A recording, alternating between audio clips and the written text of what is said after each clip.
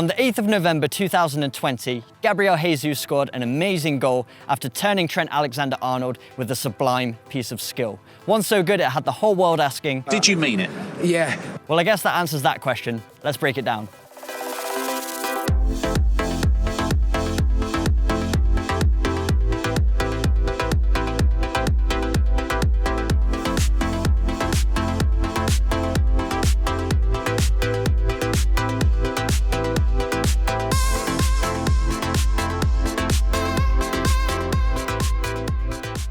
So to perform the Gabriel Jesus turn, we need to make sure we're in a position where we can use it effectively.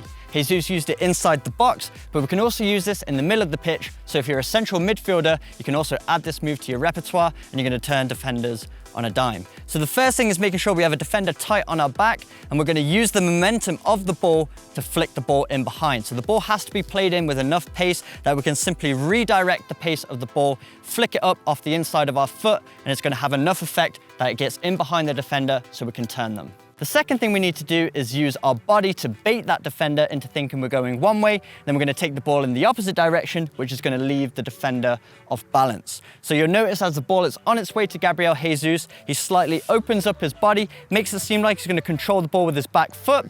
As he does this, Trent Alexander-Arnold bites on that movement so that when Gabriel Jesus takes his second touch, it's a lot easier for him to escape. So as the ball is on its way, you're going to open up your body, make it seem like you're going to control it with the back foot. That's going to make the defender commit. You flick the ball in behind, then you can get away nice and easy.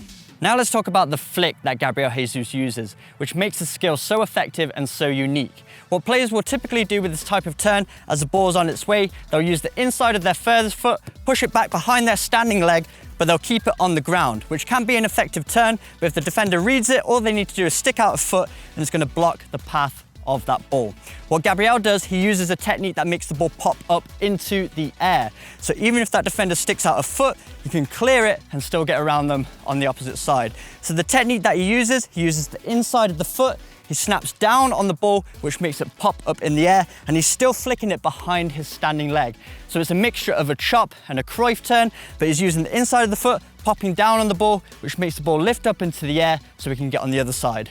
And the final tip is to make sure we're accelerating almost in the same movement as the chop. So when we perform that chopping action, as you can see, my foot's already in a position where I can accelerate. So I want to push off of that standing leg so that I can get in on the other side of the defender as quick as possible. The more I delay, the more I give the defender a chance to get in the way, block me, get to the ball. So we want to make sure it's all in one movement. So let's piece it all together here. All of the steps as the ball comes in, open up your body, chop it in behind, accelerate, and then finish.